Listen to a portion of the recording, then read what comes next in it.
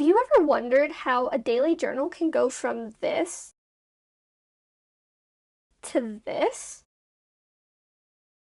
I'm Titleless Musings, and in this series, we will be exploring journaling, how to begin, my advice for you as somebody who has journaled for 4 years, and all the different things that come with the art of journaling.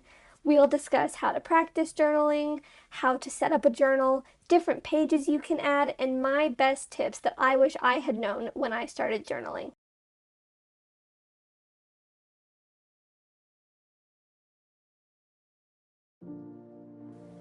Since 2020, I have kept a journal documenting every single day of my life. I've captured a total of 16 journals so far, some journals that span the course of multiple months, and others that have only lasted me 30 days.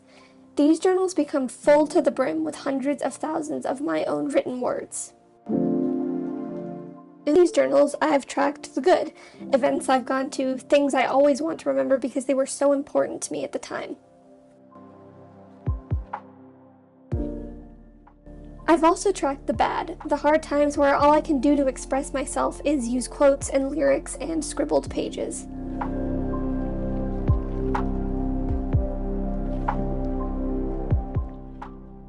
I'm Titleless Musings, and in this video, we'll be discussing the basics of journaling and how you can get started as well.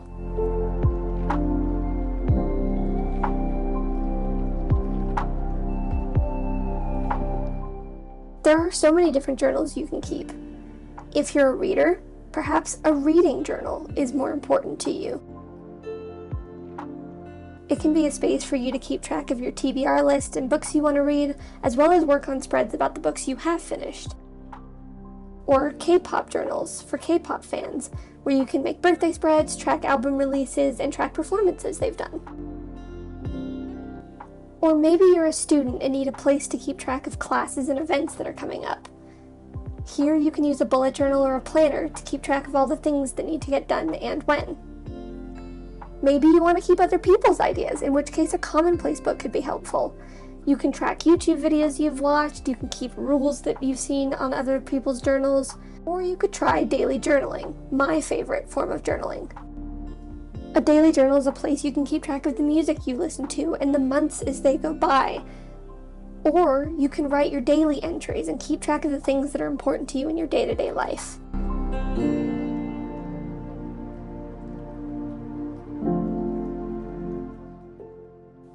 Picking a journal is such a personal thing. Here is a journal that I use. It is a Leuchtturm 1917. It has 219 pages in the B5 size. I prefer to use dot grid paper, and that paper is around 80 GSM. It has a table of contents, numbered pages, 2 bookmarks, and a back pocket. However, if you're just starting journaling, cheaper is usually better. This is a journal I got at Office Depot. It was $10. It's got lined pages and it's spiral bound. Starting simple and cheap is the best way to start journaling. If you end up loving it, you can make it more of an investment, but if you don't, you haven't blown your budget on something super expensive. As you can see, mine is just a plain cover. I never did anything to it, but it's still super cute, and I wasn't too worried about ruining it for the price.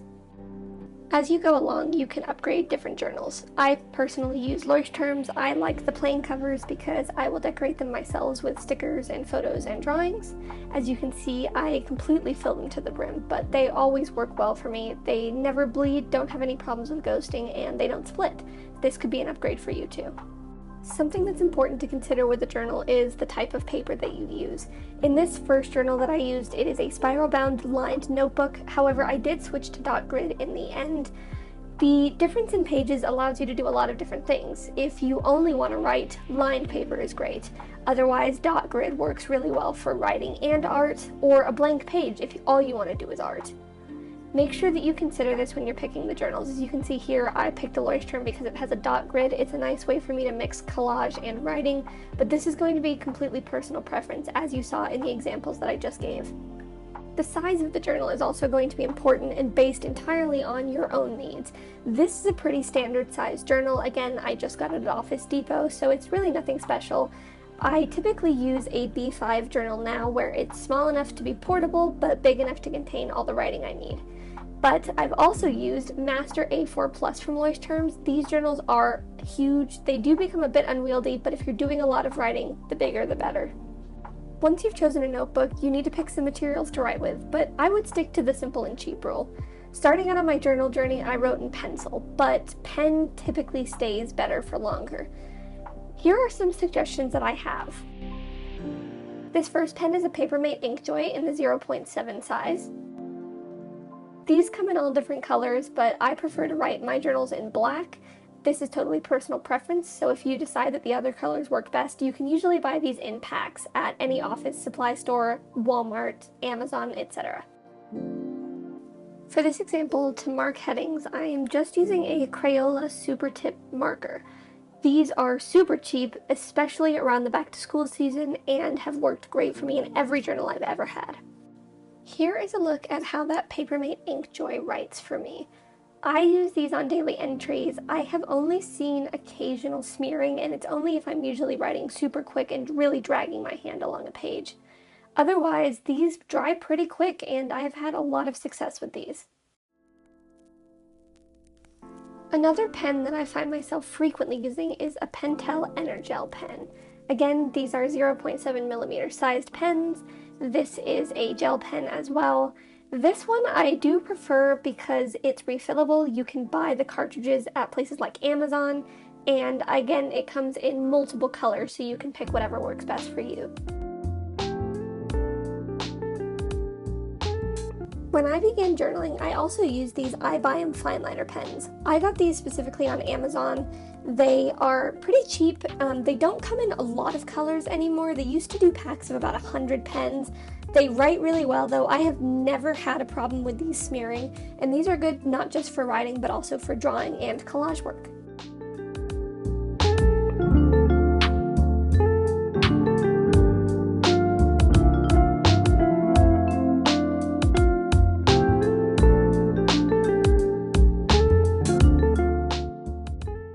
Of course, you can also write in pencil if you want, just be aware that it won't stay as long.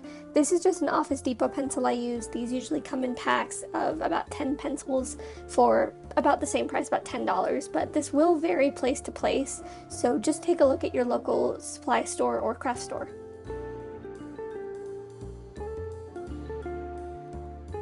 Now that we've taken a look at materials, here's what they look like on my page. You should definitely do a test page in your own journal to make sure that there is no bleed through, but then hopefully you'll be able to find the materials that work best for you and your journal style.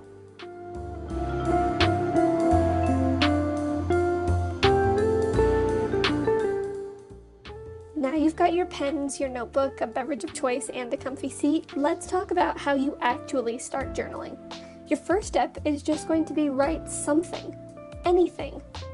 For this example of where you should start with writing, I took a couple questions. What color are your pet's eyes? What did you have for breakfast today? What song is currently tapping away at your brain and demanding your attention? All of these are valid things to write about. In fact, there is no wrong way to journal. There is no wrong topic. There is no wrong way. As long as you are writing, you are journaling. In my very first journal in 2020, I wrote the words, "I'm only doing this because people said it was a fun habit." That's a good way to start. Write about why you want to journal. How did you discover journaling? What makes you want to make this a habit? Have you written something now? Well, congratulations. You've just journaled for the first time. The great thing about journaling is it is such a personal process, and this is going to just be the way it goes as you continue journaling. In all seriousness, this is journaling.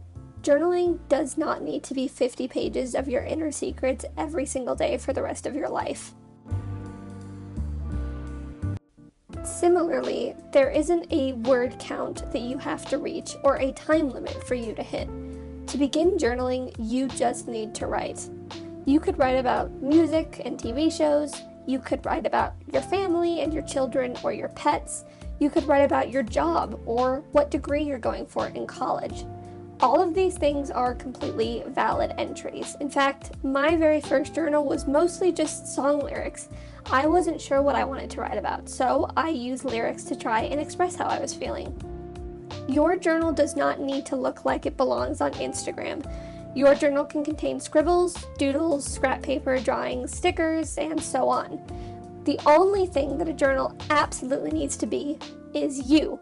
It needs to be authentically you so that you can feel the safety and comfort that you need to begin journaling properly.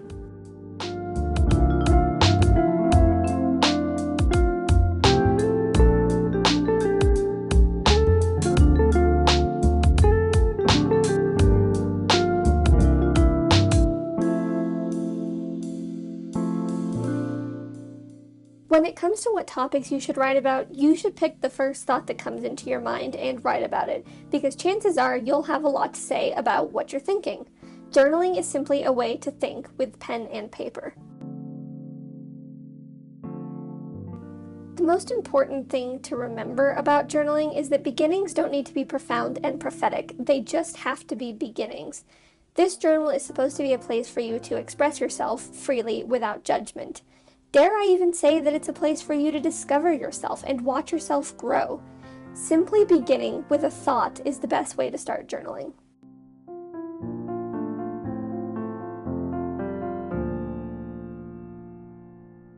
If you are truly struggling for a topic or where you should begin, pick something that isn't about you. What is the weather like today? What song is playing on the radio right now? Picking something superficial and outside of yourself allows you to get the first words down on paper and realize that it's just not that scary. Your journal should be whatever you make it, whether that's all about you and your life, as I do with mine, or writing letters to somebody. It is just important that you start somewhere. Once you start, the rest will begin to come to you.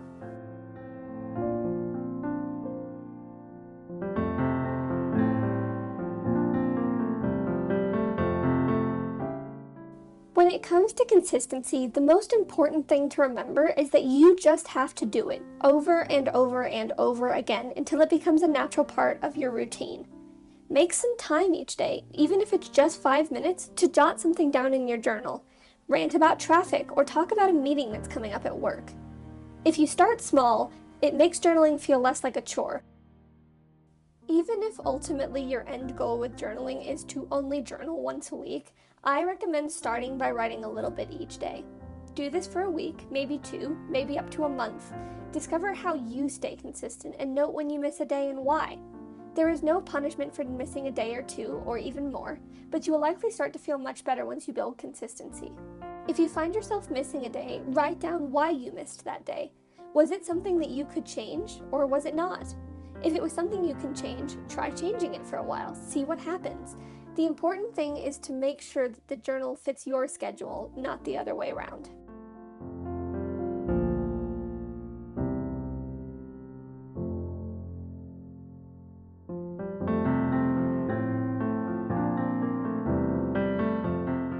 When it comes to starting any new hobby, you may worry about being bored or burnt out.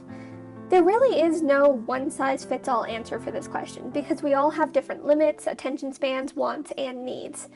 My best advice for not getting bored with journaling is to truly write what is on your mind every time you sit down to write. If you're always cycling through your recent thoughts, each entry is interesting. Sometimes I'll even write something like, "I'm too tired to think about what to write," and that is just as valid as writing an essay of your thoughts.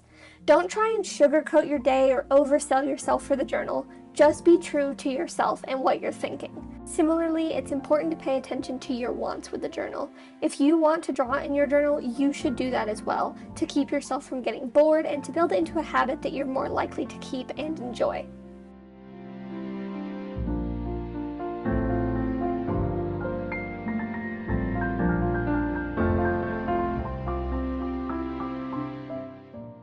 The question of how often should you journal is one that everybody is going to answer differently. Not just every journaler, but every journal content creator.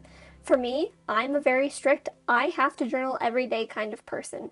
I have journaled almost every single day for the last 4 years, and it has made me feel more complete.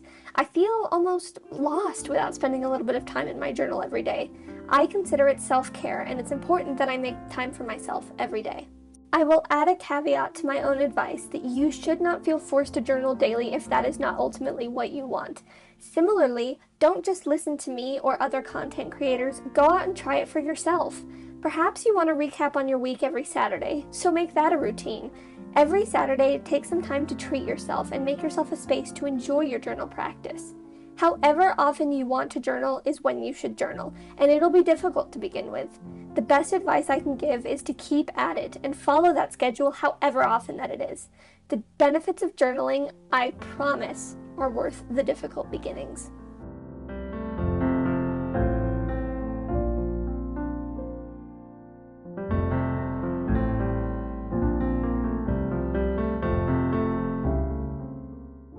Given that a routine and a time and place where you should journal is so personal, I will give you some general advice and allow you to apply that to your own practice. You should find a place where you can be with your thoughts in a way that is comfortable to you. That is where you should journal. If you need complete silence and to be alone in a private, quiet room, take your journal somewhere you can find that. If, however, being around people brings you comfort and you feel comfortable doing so, take up a corner in a coffee shop or sit in your living room with your journal. Wherever you feel that you can think and write as effectively as possible is where you should journal. This goes as well for time. If you're busy during the day, perhaps spending half an hour at night is a good way for you to declutter your mind before heading to bed. On the flip side, if you're somebody who works a night shift, maybe a midday coffee and some time with your journal is better. When I began journaling 4 years ago, I wrote every afternoon at my desk before dinner. I set myself the goal of filling just one page and of writing about whatever I wanted to write about. This was good for me because I was not busy at night and I had all of my writing materials around me. I was also writing on a flat surface, which was great when I was using a softcover book. As I progressed in my journaling journey, there was a point where I only journal in the mornings because my days got too busy and my nights got too tiring. Nowadays, I will sit wherever I feel that I need to write at whatever time is convenient for me. As journaling becomes more of a habit for you, you may find this too, that you just instinctively want to journal and you don't need to have such a strict routine about it. A normal day for me typically consists of writing a little bit in the morning, taking some time in the afternoon, and then finishing my thoughts at night, just for 10 to 15 minutes at a time. Again, once journaling becomes normal for you and not just a new habit you're trying to build, it is extremely easy to find the time that you want to write.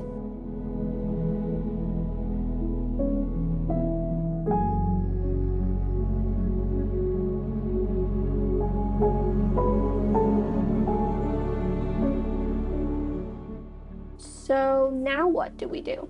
Well, now I hope you'll take some of my advice and go give journaling a shot. Anything that you want to write about, anything that's near you, anything that's on your mind, that's where you should start. Starting somewhere is important to starting a habit that could change your life the way that it has impacted mine.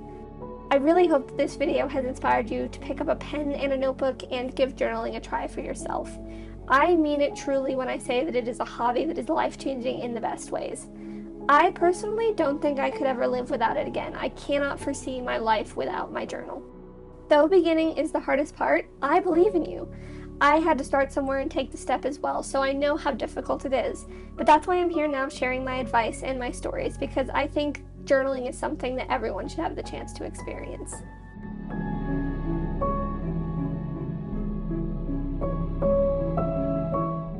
As we close out this video, I just wanted to say I really appreciate you taking the time to watch my video. Please do consider liking and subscribing to stay tuned with this series, and feel free to drop your questions and comments below. I'll be adding your questions to upcoming videos to help you get better acquainted with journaling.